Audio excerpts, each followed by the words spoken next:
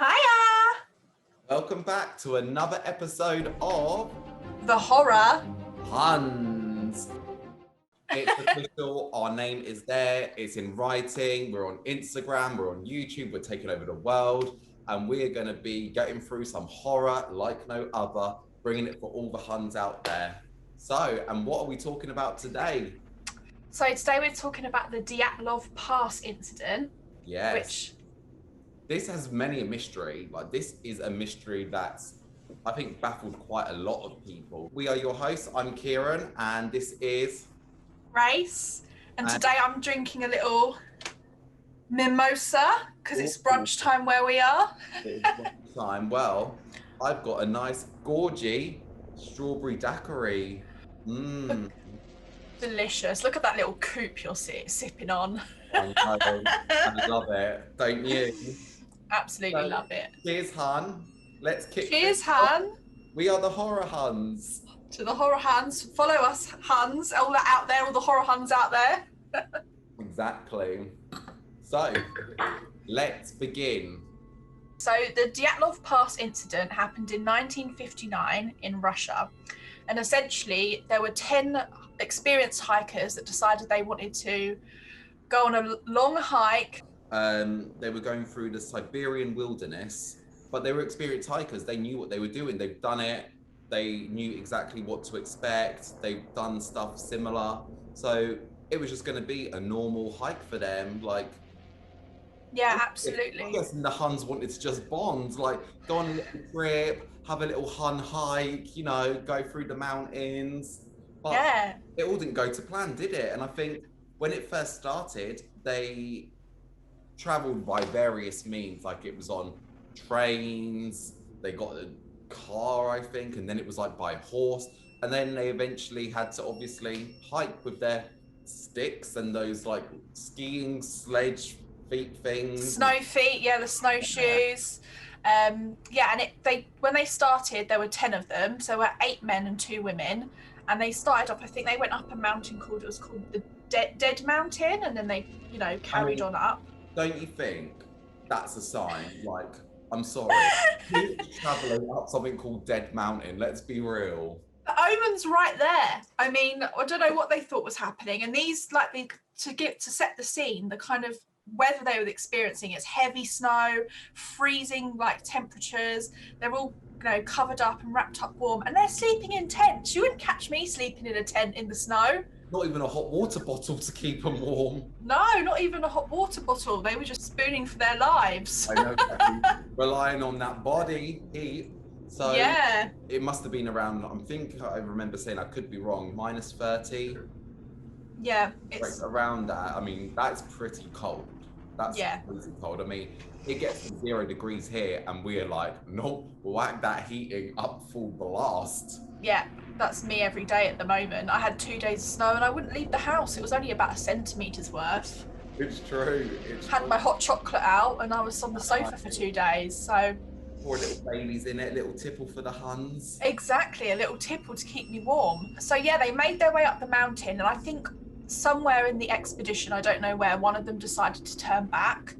He had a camera with lots of pictures, so we've got some pictures we can show, which is amazing.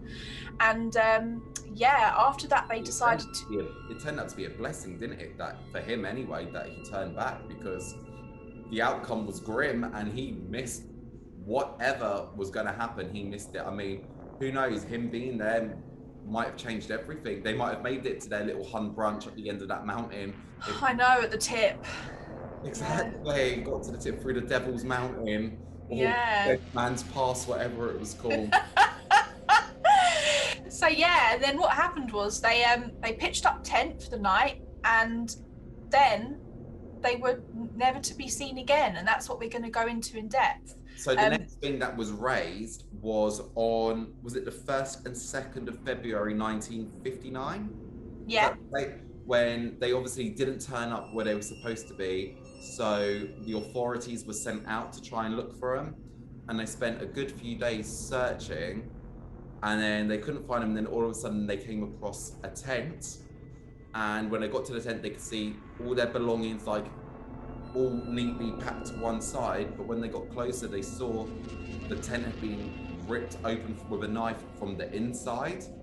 And Yeah, then big obviously slash marks. That's a key fact of like something's gone on. If you see that, you're like, okay, something's definitely gone on. And That's then, horror movie shit right there. Seeing slashes in the inside of tents, you think Freddy Krueger's out. You know what I mean? exactly. Who was it, Craig Krueger or Freddy Krueger? I don't know. The one with the big. That's Freddy. He's going around slashing tents. Hi, Huns. Hi, Hans. Coming on your hike with you. Yes. So then, after they discovered the tent, they obviously continued to search. They then came across, they went into the wooded areas a bit, and that's when they made the discovery of 2 of the team barely dressed at all, which minus 30, barely dressed. Like, there was also clear marks of someone who looked like they were trying to climb a tree, whether to escape, hide, or look for help. So they left them to that side. Then they went on a bit further, discovered 2 more, bit more well-dressed, but hardly anything, still just like underwear, t-shirts. And then they started to think, okay, and then they went a bit further in, and then they found down in like a drop or whatever, the remaining 3 who again were discovered with severe trauma to their head, to their torsos. It was described that as like of a car crash. And then the more mysterious one was that all 3 down there had their eyes out. The eyes were gone, taken out, or whatever. We don't want to say taken out because we don't know if that's exactly what happened, but the eyes were missing. And then one of their tongue was also missing. So apparently it was the whole oral cavity. So I don't actually know what that means, but it sounds like a big chunk of their mouth is missing, which is pretty terrifying. Exactly. So then that was that. That was all of their bodies then found, but with no exact idea of what 100% happened. So let's get into it. What do we think happened? So let's go back to that night in 1959. Sat there roasting a couple of marshmallows, got some wine on the go, talking about the good old days of us lolloping about. And then what happens? I mean, from what we can see from the scene, my mind and like how I, see things, I would automatically think psychopath attack, some sort of bear attack, something terrifying. Like, one of the things that really scared me is that something happened in that tent. The slashes came from the inside, but then there were footprints outside the tent and they weren't running. So what was it? What was going on? Exactly. And then this is the thing, because there's been a couple of theories that an avalanche happened, and that's why. But if an avalanche is happening, you would run, but those marks were walking. So yeah, you'd be running for your life. And then just some of the things, they all seem to react so differently to the incident. Like the fact that some of them ended up crushed, their skulls crushed. And then you've got some of them, 2 of them were found by a little fire with no clothes on. Like, what takes you to that mental space where you're undressed and you're next to a fire and you just lie there and die, essentially? It's really scary. It's horrifying. What's crazy is, like, if you've got enough time to like walk like slowly and calmly, which it looked like, you've got enough time to put clothes on. I mean, all their clothes were found in like a nice piled up area. Like, everything was like fine apart from the slashes out of that tent. When you slash your way out of a tent, you're fearing for your life because you can't unzip to get out. Yeah. Now, absolutely. So they were clearly going from something, but it's weird the fact that like they were going but not running from someone or something. But then what happened if someone had found them and was leading them? That's the only thing I could think of. Just, if someone's got a gun, right, start walking. Yeah. Walk, because you've got to walk and you can't just run because they'll shoot whoever they're pointing at. This is a theory. Someone was there who had a gun or a knife and was there stalking them and was waiting, and that's the only way that you would walk calmly, because you can't run and someone is there to line you in a certain direction.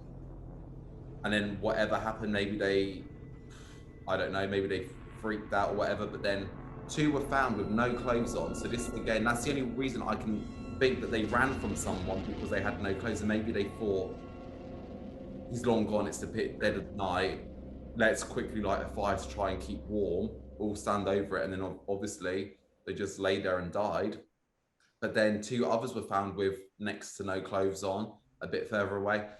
I don't really know, maybe there was no one else there, because it's a bit weird that like 2 were dead and 2 have left. Like, weren't they walking back into the direction of the tent? Yeah, I believe at one point they went back to the tent, maybe to assess the situation. And then they realised either something was there, or they realised there was nothing to be salvaged. I mean, you don't know. And I mean, this would have all, I think this all happened at night time, I believe. Yeah. That's what they think happened. And that's just... at night is always 10 times scarier. Like, you just have to put night elements where, with no natural lighting or anything, that just adds a whole another level of speed. When I'm walking through the flat, if I hear the dishwasher ping open, I think there's a murderer in the flat, I jump for my life. You know, going to the toilet at night time is one of my biggest fears. So there are things in my life that I stand by: karma, the killer, and ghosts.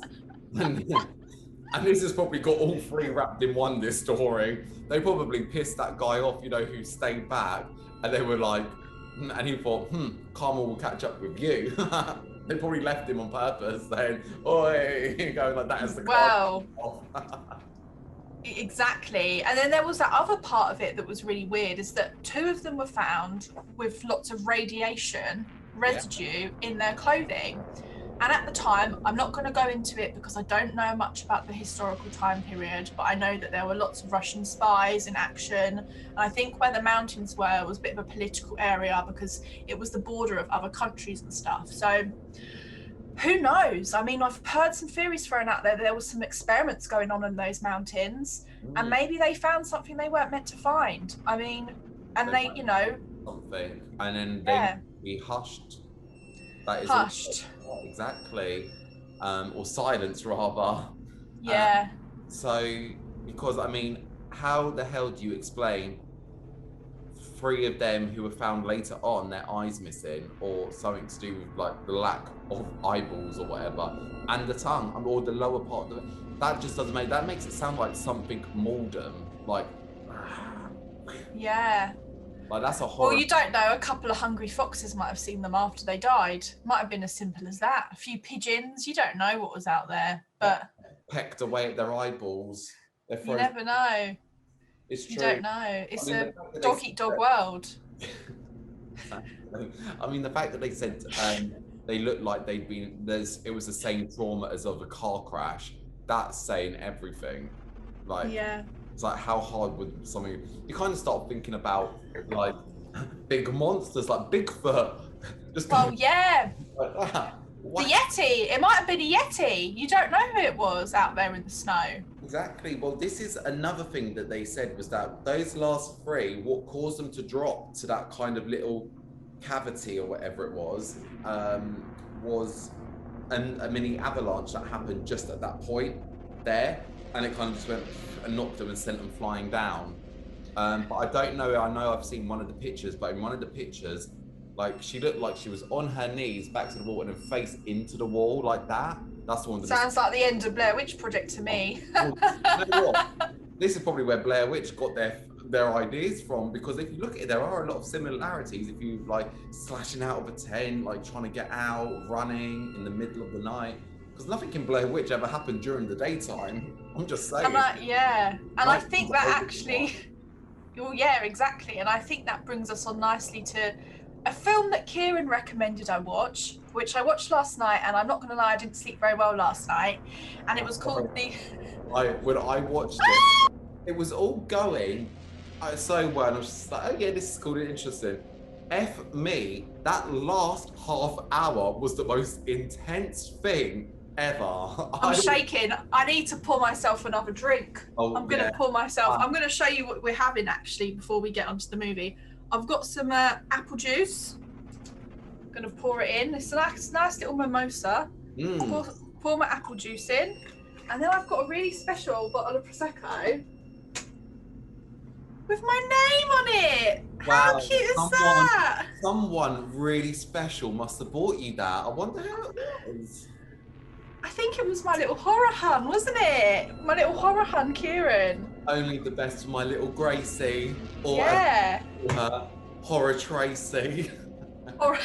Horror Tracy, I love that. Yeah. I mean, look at that. Simple, sweet, delicious. Does the job, gets you Set going. you up for the day, I know. exactly. Well, I've got a nice little tinny. Oh, love a little tin. It's a strawberry daiquiri, 4% volume, a mixture of lemonade with strawberry juice and white rum. Oh, lovely. We love a bit of a dribble of right one. Oh, I know, and it just slides on down nicely. Something to wet the whistle with. Exactly. And I think, you know, I'm going to set the scene with this film because I thought when I switched it on, I messaged Kieran and I was like, Kieran, is this a film or a documentary? Because the setup is some pretty shady acting, some bad line delivery, and it felt very Blair Witch. It felt like they're trying to make a documentary. They've heard about this conspiracy theory, so they're going to go and investigate Dyatlov Pass. And what they do is they retrace the steps of the people in the incident, and things start to go wrong. And I think in the film they mirror what they think might have happened, Like but with some they come across a random watchtower which had the tongue in it.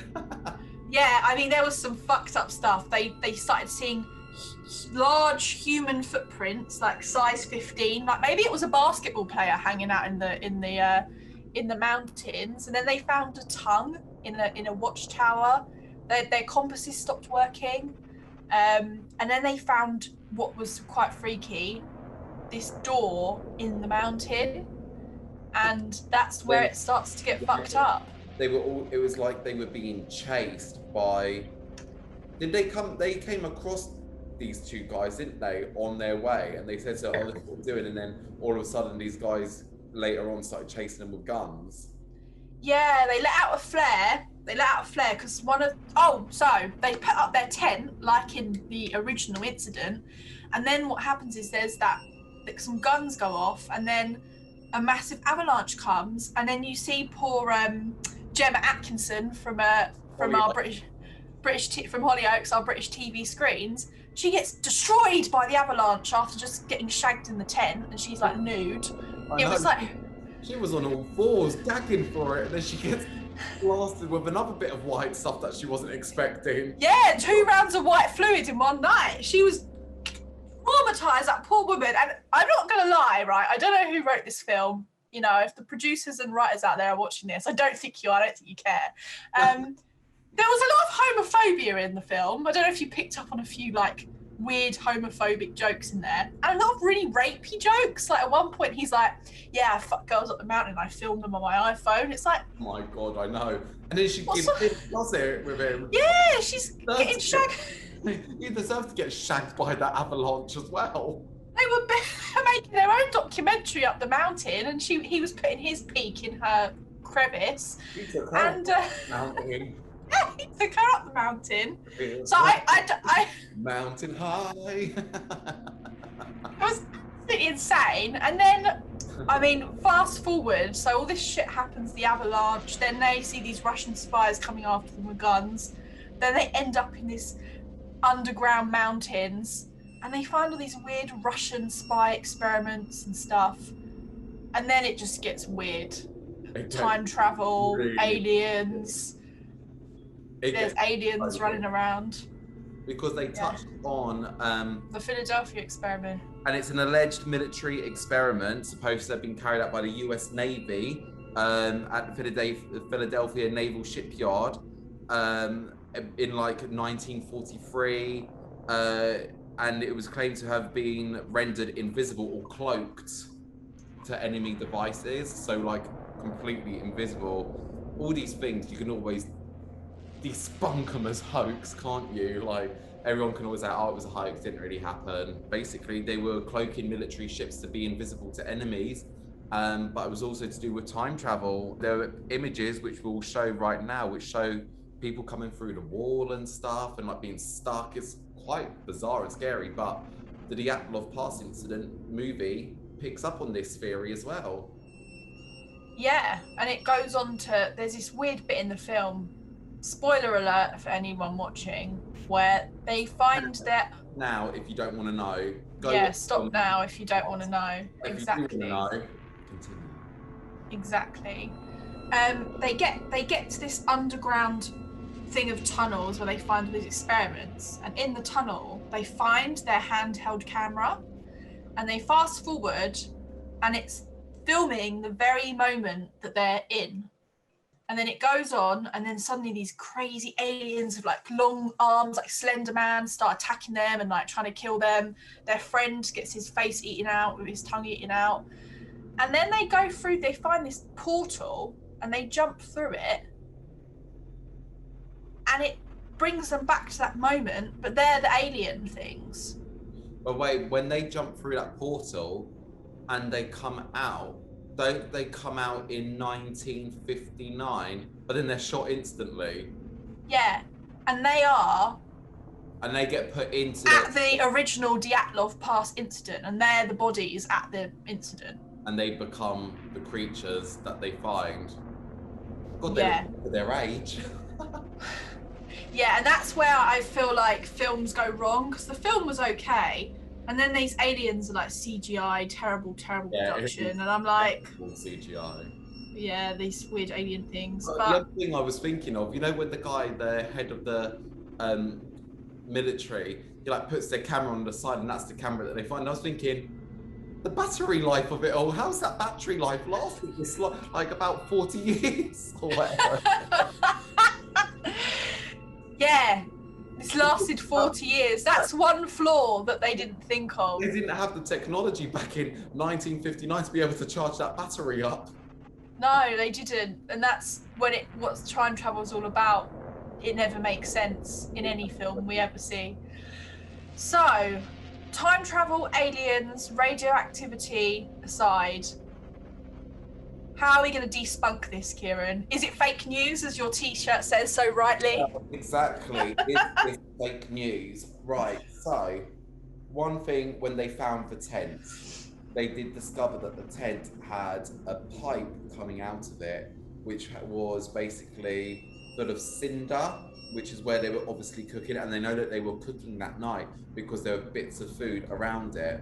So they think one of the cinders stayed alight and set fire, because one of the earlier pictures of Igor Dyatlov, which is why it was called the Dyatlov Pass Incident, because it was named after him, a picture of him was seen, and we'll show it right now, and he's got his big jacket on to keep warm, but the arms have all kind of like got burn marks over it. So they think that they were experienced and just kept setting things alight on fire. I mean, you'd think they're experienced hikers, they've done this before, they know what they're doing. So why do they keep setting themselves on fire? I mean, if I looked at it, I wouldn't have thought burn marks. I'd have thought, it's fashion, Huns. Get with it. Well, yeah, exactly. I mean, you think I had a candle set my bedroom on fire once. Do I use candles now? No, not really. Did they learn their lesson? No. Still setting fires in the tent when clearly they had been a victim. If they've set fire to the tent, why are they cutting their way out? This is what I didn't understand. This is the only thing that I get. Like, if you're setting a fire out, you just kind of like put it out, don't you? You don't, why would you, like, you've clearly got into the tent. Why do you need to cut your way out of it? Because that's what the slash marks were, from the inside out. So why are you cutting your way out? That's the thing for me that doesn't make sense. Yeah. I mean, it's one of those things where it doesn't make you think they just use the zipper on the tent, but then sometimes when you're in a panic, you just jump, you know. Yeah. You've got, you know, whatever your mind thinks is right. They also think that maybe the toxins from the cinder burning messed with their head. So it kind of like made them start thinking and acting certain ways that they wouldn't think rationally. So when they started to walk away from it, I mean, I don't know why you'd walk away from something that started a fire to keep you nice and warm, so you're walking away from it in no clothes. But maybe they thought because they were already kind of intoxicated from the fumes or whatever, maybe it had a reaction from the radioactivity that these bodies had as well. Maybe they all kind of fused together and did something, so it caused them to like leave the area. They probably thought, oh, we're not going to be gone that long, let's start a fire.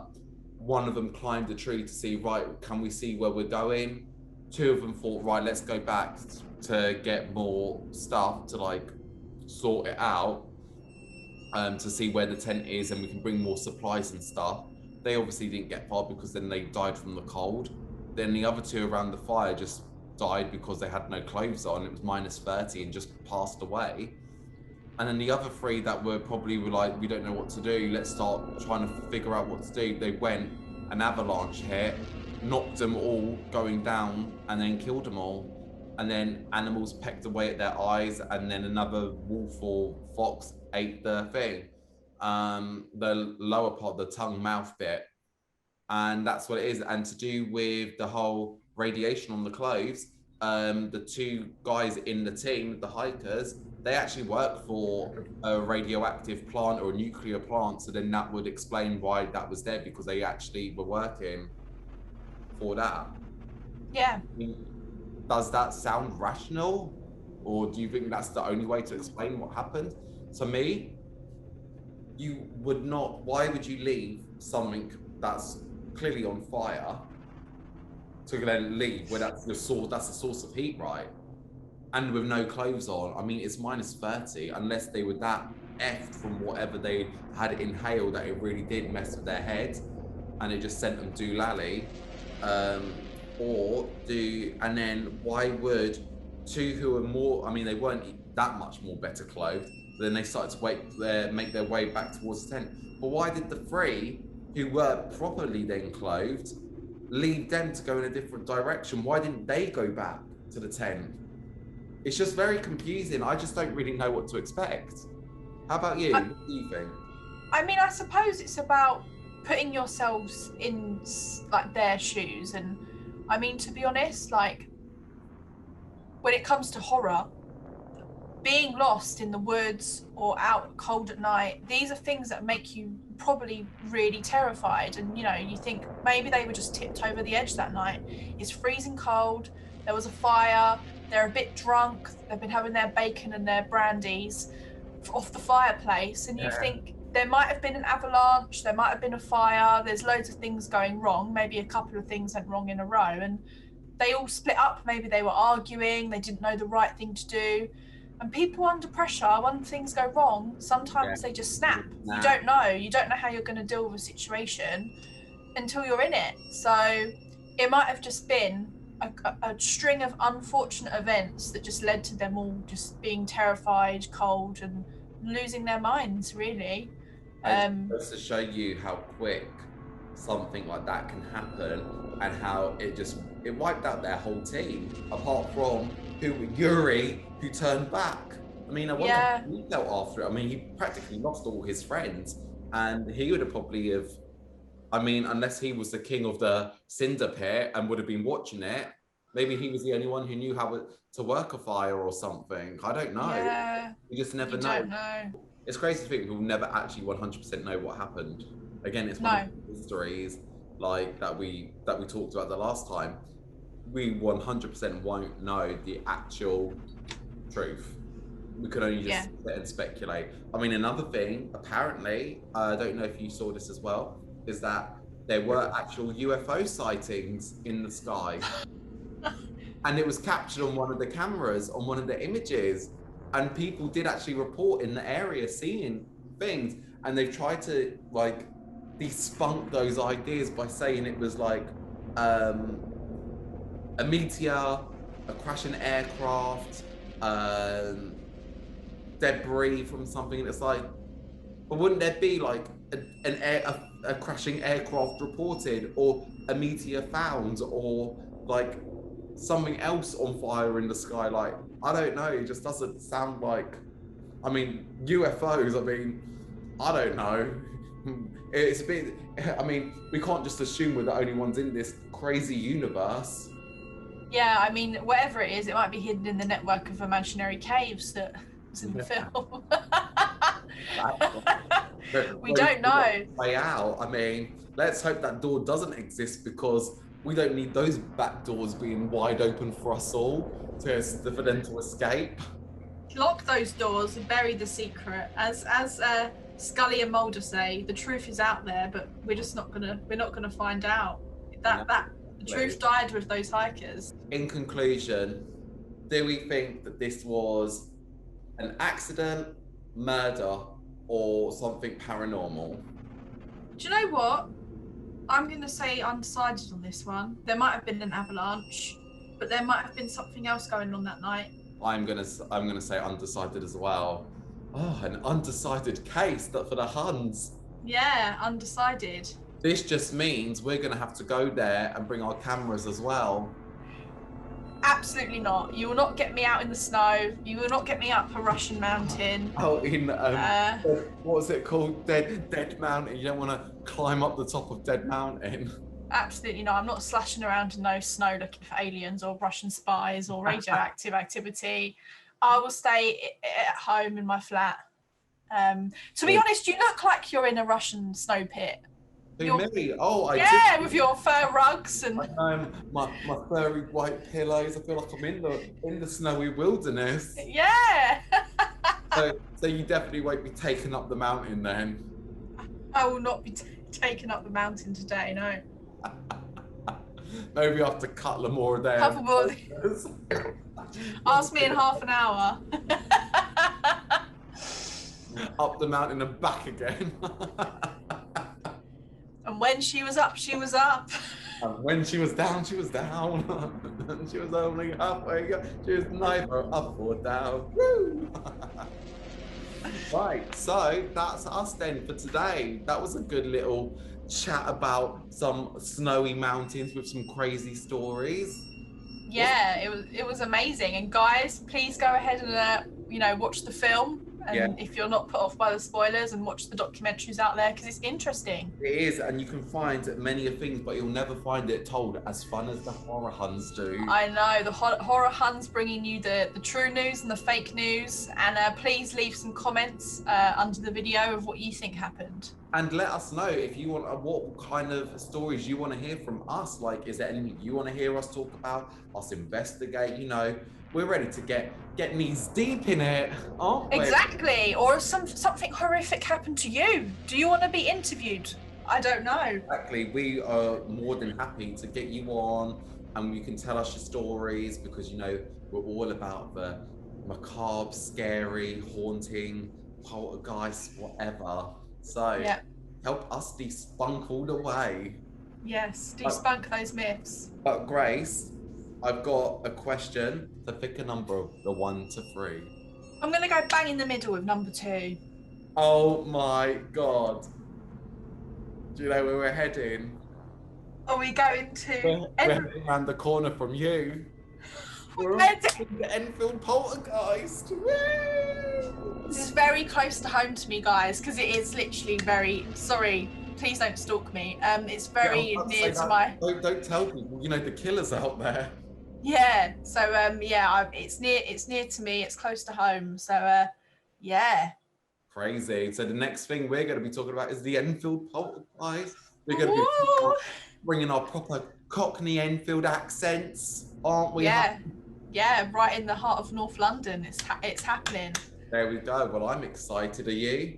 I'm so excited. I'm so ready for this, and I'm looking forward to which cocktail you're going to bring to the table next week. Oh, it's going to be something dark and moody, I think. I think dark and moody too, yeah. All right, Huns, till next time. We've been your Horror Huns, Kieran and Grace. Mwah. Love you. Love you guys. Bye.